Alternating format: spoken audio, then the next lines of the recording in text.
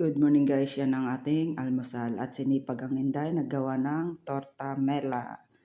May yogurt tayo, coffee black, iyan ang torta natin ginawa. At bago tayo mag-almusal, titingin sa bintana, ipapasyal ko kayo. Masama ang panahon, iinit at uulan. Yan, nasa bandang yun na ulan.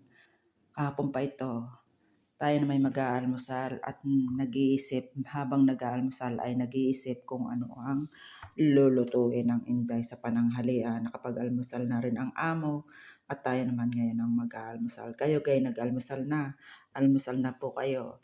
Ay gina rin laang at umulan dahil talaga namang hirap na hirap ang inyong Inday dahil doon sa mga lumilipad na parang bulak. Kung tawagin nga po ay puline.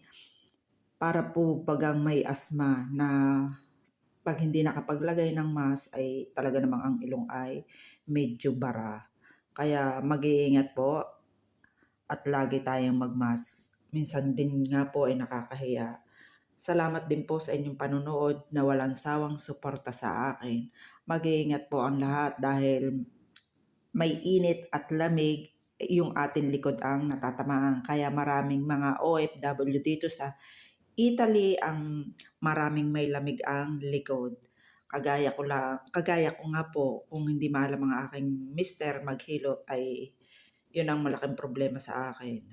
Yung likod na lagi na natatamaan. Napakasarap ng ating almusal, torta mela. Masipag ang Inday magluto. Ayan.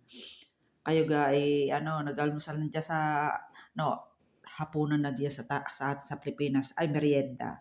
Kaya merienda po tayo. Ang din po ay almusal. Thank you for watching.